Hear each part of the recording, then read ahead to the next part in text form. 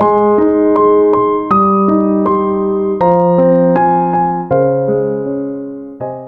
po, kumusta po kayong lahat? At muli po, nandito na naman tayo para sagutin itong isang katanungan ng mga ibang tao. Bakit hindi nila kinikilala si Jesus Christ ay isang Diyos?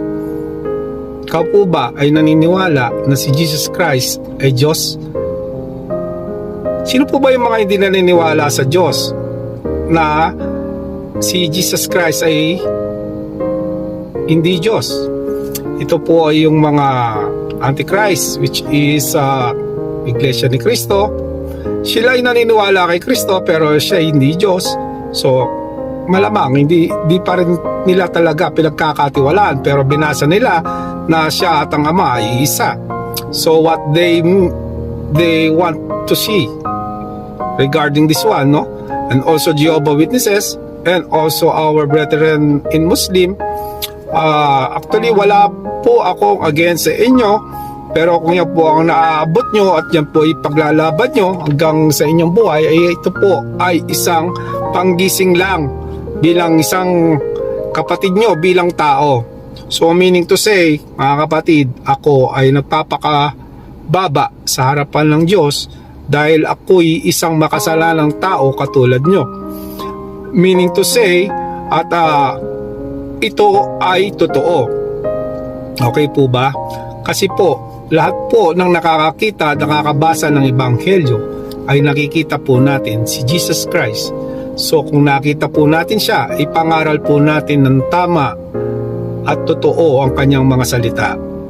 So huwag na po tayo magpatumpik-tumpik pa at tayo na po, talakayin po natin ang simula ng tao.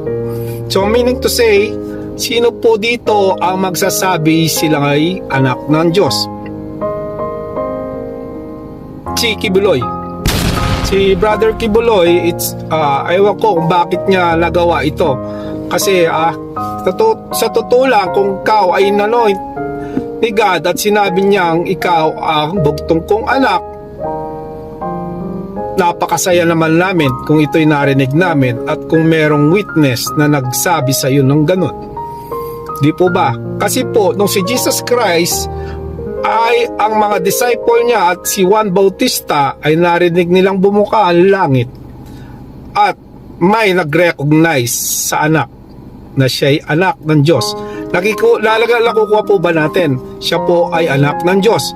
Siya po ang kinalulugdang kong anak, sabi nga ng ama niya na nasa langit.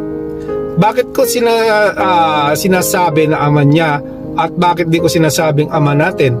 Ako po ay hindi ko pa po napapatunayan na ako ay titingnan ng ating ama na nasa langit, dahil ako po ay nakakasala din, nakamukha niyong tao, dahil hindi pa po ako na-recognize bilang anak niya.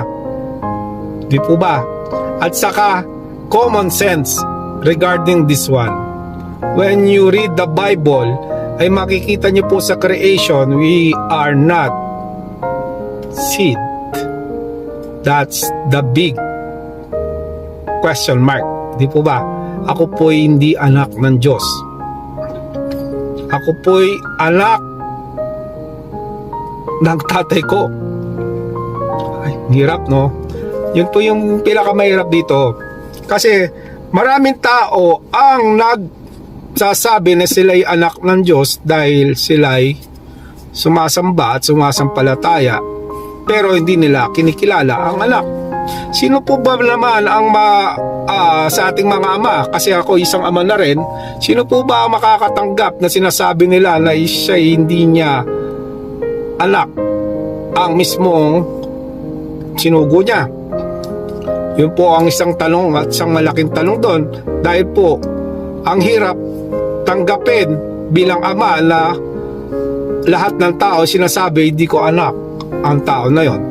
Yun ay hindi tao. Di po ba?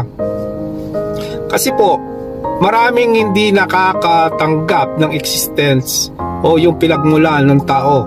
Saan po tayo nagmula? Tayo po hindi pinanganak ng Diyos, tayo po ay creation. Meaning to say, meron po tayong ama. Yun po ay walang iba kundi si Adan. So si Adan po ay creation at si Eva po ay nanggaling kay Adan. Nakukuha niyo po ba? Kasi ang laman na kinuha kay Eva ay galing sa human body ni Adan. So siya po ang magpuproduce. Kami po mga lalaki ang may dala ng mga buhay. So matatanggap niyo po ba na sabihin ko sa inyo na tayong mga lalaki ay nagdadala ng buhay sa ating sinapupunan?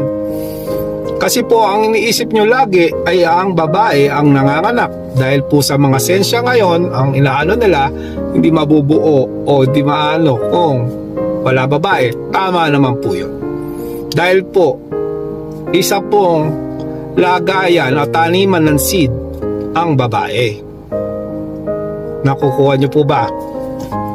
Baka po marami na naman magtanong lang po kayo ha. Magtanong lang po kayo dito sa ano na to, sa video na to, para po tayong lahat ay matuto. Tingnan nyo po. Kaya sinasabi sa Bible na mula pat sa simula ako'y nasa sinapupunan ng Ama.